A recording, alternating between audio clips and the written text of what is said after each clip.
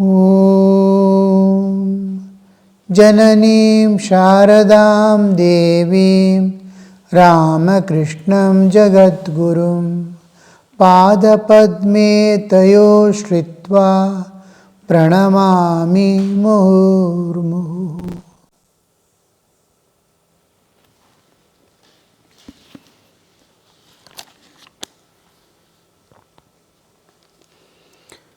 Monday, June 25th, 1883. Sri Ramakrishna was at Balram Bose's house in Calcutta. Rakhal and M were seated near him. The master was in ecstasy. He conversed with the devotees in an abstract mood. This is a common feature of Sri Ramakrishna. Wherever he is there, whenever a smallest remote suggestion is sufficient for him to enter the realm beyond, the whole world disappears, obliterates, and he is there in the realm transcendental, which a human needs. So many lives of sadhana, lives after lives, man keeps a small step and goes ahead towards the world because of the past tendencies and his unwillingness to renounce the world. Incapability, not only unwilling, though many are willing, something is driving, something is pushing, something is pulling from the world, and they are not able to renounce. The moment a person renounces the world, totally, heartily, all the enjoyments of the world, he is there, he immediately lands in the realm transcendental. But that it becomes impossible because of the past momentum. So powerful, so thick a crust has formed within of the worldliness and materialism and the bodily existence. I am body. The moment we sleep, we separate from the body, having no relationship with the body or this world. While waking up again, the total identification with the body. This body identification, to get rid of, is most difficult part. Nature takes us every day, separates and shows, you are not this body. She takes us to sleep. She takes to the dream world, making us understand how mind manifests the world, like God has manifested in this world. Look at this world, she says in the dream. It is not there, you are experiencing. So also the waking state is not there, you are experiencing. When you wake up, you will see the dream world was not there when you are experiencing it. It was the play of mind, one mind appearing as many, and the vast multifarious universe. So also this world, physical world, in waking state that you see, is manifestation of God. Except God, nothing exists here, but you identify with the body and look at a multifarious world, and that has to be erased. So the master is conversing in a small way of his small awareness of the world and presence of the devotees is there. And with that, master is becoming awake to the reality. Either side is there. Small presence here, say 5 to 10% is talking to God, the devotees, and the rest of the 90% is there, immersed in the God. Master, let me assure you that a man can realize his inner self through sincere prayer, constant, unceasing prayer. O Lord, give me the knowledge, give me the devotion with which I can see you. I can reach you, I can attain you. But to the extent that he has the desire to enjoy the worldly objects, his vision of the self becomes abstracted. See, this is the thing. Just by prayer he can realize God. But to the extent that he has the desire to enjoy the world, what extent you have the desire to enjoy the world, to that extent his vision of the self is abstracted. He is intensely body at that time. When he seeks any kind of worldly enjoyments, whether it is taste or it is other strong enjoyments of the world connected with the bodily existence, then he is body intensely.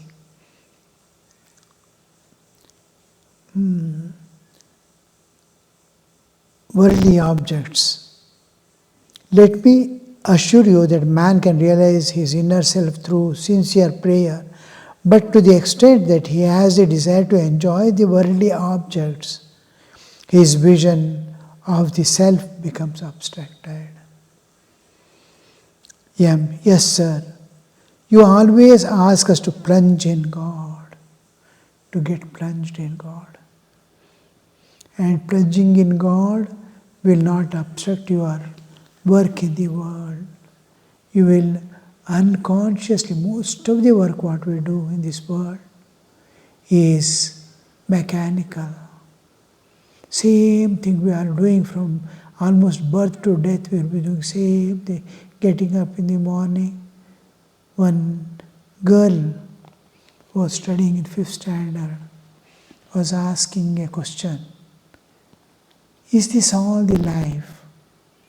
I get up early in the morning, I go for brushing teeth, look at the garden outside, have my tea, tiffin, then I go for bath, I come back, I do my homework, then I go to school, and then come back in the evening, again have my food, play for a while, do my homework, sleep, get up in the morning again. Same thing is repeating. From my childhood I am seeing, she is studying in 5th standard. And she is asking this question, this is all his life. Is there anything else? What? That monotony, we don't feel the monotonous, but we feel the continuity of it. Our senses have not awakened to the repetitive happening of the world. Is this, have I any other purpose for which I have come to this world? What for? Anything expectation is there from the nature or from God. What for? So, you always ask us to plunge into God. That is, this work we have been doing, day-to-day activities, same thing, almost repetitive way. It doesn't need much mind or intellect to spend. Daily same thing we are doing, getting. That will not obstruct your being immersed in God within. You have an existence independent of bodily existence. Now, the more you think of God, you are more a spiritual entity, less body. Now, you can see, you pray to God or love God and try to recollect, ask God, what was I in my past life? Did I have any relationship with you? Had I come with you?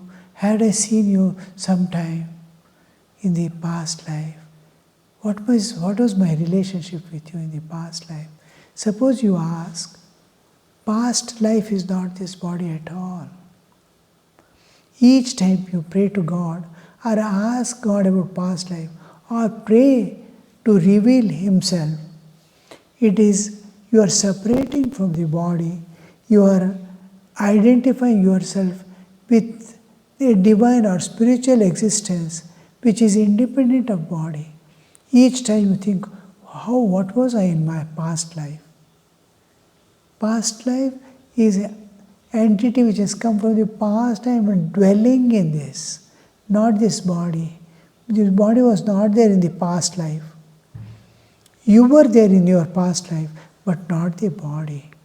So what was I in the past life? If you think you are separating from this body and trying to look yourself independent of body, and that is what counts. I want to know, the day you know yourself independent of body, much of the spiritual attainments you have finished. So Sri Ramakrishna asks you to remain plunged in God.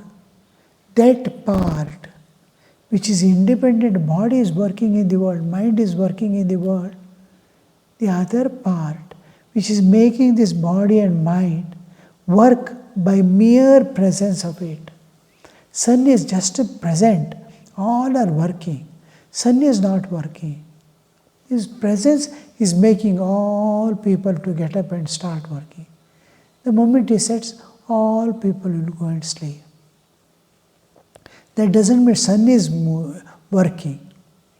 Now, the presence of your existence, independent of body, is making the body-mind work.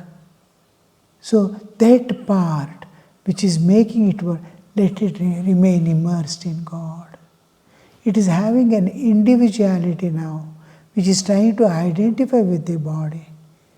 Now de-identify. De-illusionize what you call illusion. Illusion has to be removed. So that illusion, you are separating from that. And let that part be immersed. What part? Merges, retires from the bodily existence when you sleep. That part, let it remain immersed in God.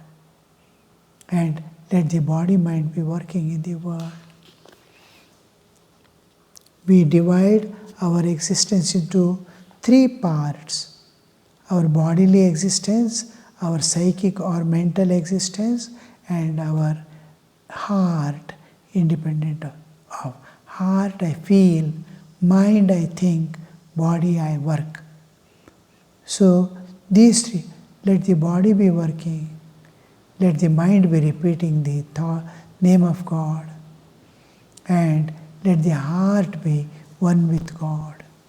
Now when mind is involved in work, suppose you are working on computer or designing a software, the whole mind and intellect has to be given there. When mind is given, the heart will remain united with God from within. So that part of my existence can remain ever with God, joyfully at the feeling level. I feel that feeling. I feel lonely. I feel joyful. I feel sorry. That feeling, what part is feeling, that is not going to participate in the work and activities. Let that be immersed in. It is a feeling.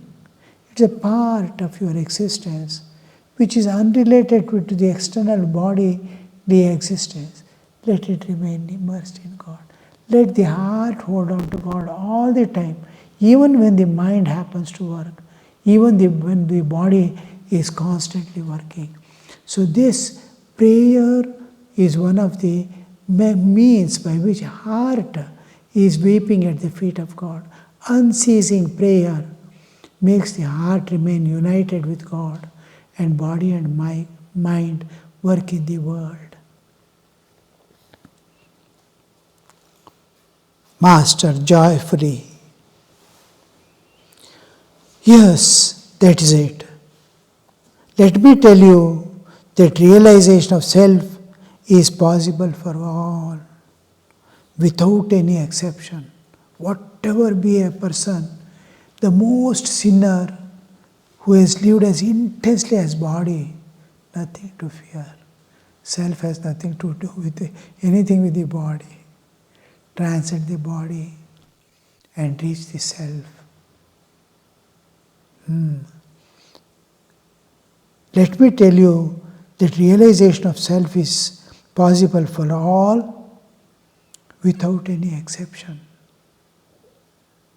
M. That is true, sir. But God is the doer. He works through different beings in different ways, according to their capacity to manifest the divine. God gives some full spiritual consciousness, others He keeps in ignorance. Master, no, that is not so.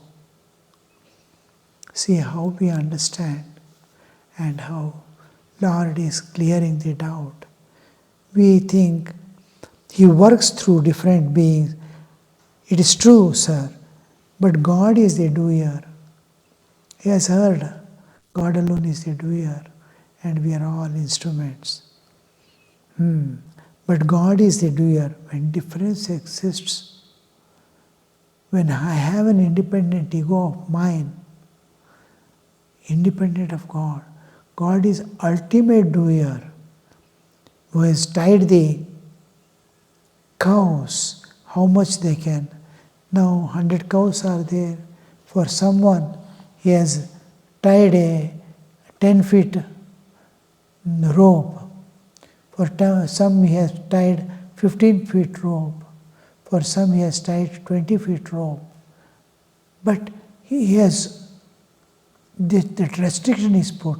How much it can eat, how much he can move about his divine will. But within the rope, the jiva has freedom. And this freedom is given only to humans, not all beings. All beings are guided and driven by nature. Here the man has independent ego only to the extent God has given his freedom. But with the freedom, he develops an ego that I can do. And he, at the same time, having given that freedom, having tied that rope and given that freedom to move within the rope length, the God has given them or him a responsibility also. You have to work out its results. Whatever you do, you will be responsible, good for good, bad for bad. So this is the limitation. That becomes, two things happen because of such small freedom given by God. Whole rope is in His hand. You cannot escape. The cow cannot run away. None of the cows can run away. And this limitation God has put, He has kept the rope in His hand. He can tie it lower, He can make it 1 foot, He can make 10 feet, He can make 100 feet. But He keeps it tied. And that freedom to give freedom to the extent it is at His will. Now, this freedom given to man has two aspects. Where ego manifests and he becomes the prey of karma chakra. He enters into the wheel of karma. Ego is there means karma is there. Sukha dukha, good and bad, happens through him. So, Sri Ramakrishna is correcting. He says, God is the doer. He works through. Doer means giving free. How much freedom to give? He need not give any freedom at all. He can give any amount of freedom. He works through different beings in different ways according to their capacity to manifest the divine. How much divinity I can manifest? with my consciousness. I have little consciousness of the divine, more consciousness of the world. Then I can manifest very little divinity. I'll be greedy, I'll be trying to snatch away the things of others. A small divinity, his people he may save, he may not snatch away. Manifest divine. Suppose he has larger consciousness of the people around, then he will try to do good to everyone like what he does for his own family. So that much of divine manifestation is there. That is what M is trying to present to Sri Ramakrishna. God gives to some full spiritual consciousness. That is, he can manifest fully, he can manifest his divinity. He is equal to a realized soul, a Jivan Mukta. Full consciousness means Purna Prajna. Purna Prajna state is where he is fully conscious of, and he is fully conscious of God. He has realized God. And others he keeps in ignorance. Means to some he gives the knowledge, supreme knowledge, and some he keeps in ignorance. Master, no, that is not so. One should pray to God with a longing heart. God certainly listens to the prayers if it is sincere. How do you say a prayer is sincere? It comes from the depths of your heart, independent of situation. See, under certain situation we all pray. Two things we must avoid is doing sadhana, go on doing sadhana at the physical, gross physical level. The other is what we call the doing, consciousness, ignorance, that keeping him bound. Now, the sincere prayer, God listens. Sri Ramakrishna is telling, no, that is not so. One should pray to God with a longing heart. God certainly listens to the prayer if it is sincere. That sincere prayer must come from within. The prayer must emerge from the heart. It must emerge from the depths of your being. Deep within you are weeping for it. This is one thing. Other thing is, you have to we are doing spiritual practices at gross physical level. Try to raise your consciousness to higher level. Leave all these things. Daily I get up. Daily I work in this world, do so many things. And I'll be busy with many things. Same way, I get up, I eat, I earn, and do all this physical level. Same physical level I am sitting and trying to do so. I want to go within at physical level. Can you raise your level to the spiritual level? Slowly drop away this bodily and mental existence. Try to separate, identify yourself independent of body. Mano buddhi ahankara chittani naham. I am calling on you, God. This bodily existence and this physical world, I have got up from sleep. Can I go? Where are you? How can I reach you? Can I reach you by keeping the awareness of this world at this gross level? Let me come to the spiritual level. Let me spiritualize my day-to-day activities. All activities, if I spiritualize, then I'll be at a spiritual level. I'll be doing my sadhana. That is, now whatever I do, whatever I seek in this world, and whatever I am attending to, what all activities I do through body, mind and heart, can I do it spiritual level or spiritualize entire my earthly existence? How? Look upon your children as belonging to God.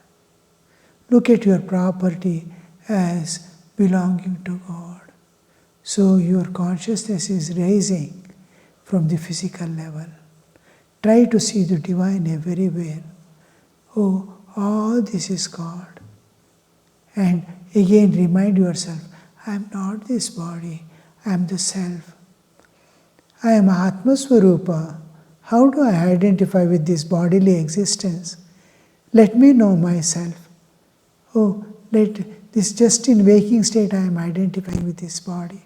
I am different. Try to identify yourself with your spiritual existence, the divine, and try to see the divine at all times, everywhere. Then you are slowly spiritualizing your life and moving to higher levels of consciousness. Here, with this awareness, the sadhana is to be done. We do at physical level, go, earn, bring, take the children to park, and all this we are doing. When holidays come, leisure, go for a picnic. Same way, come and sit in the meditation hall and try to meditate. Do japa, just like he is. Then take a book and start doing patha, Durga Saptashati, this, that. And we see we are doing sadhana at physical level. Spiritual things I bring it to physical level and looking. God is there with form. Yes, God is there with form. Just like we people, we think of God. To the extent we want to worship, give bath and everything. Without raising myself to the spiritual level, and God keep him in the spiritual level and give the worship at spiritual level, we find it difficult. Now you see, this is what we do in Manasa Puja. Hrit Padma Masanam Dadyat Sahasra Chutamritaihi Padyam Charanayor Dadyat Manastvarkyam Nivedayet.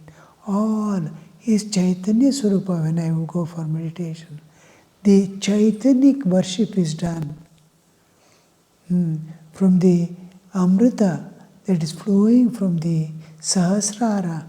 With that Amrita I am washing his feet. I am giving him bath, not with the physical water of my mind. In dream, I use my mental objects. In physical, I use physical objects. In Manasa Puja, I see God as the spirit and spiritual entities are offered to him. I raise myself to the spiritual level. This is real sadhana. Om Shanti Shanti Shanti Hari Om Tat Sat Shri Ramakrishna Arpanamastu.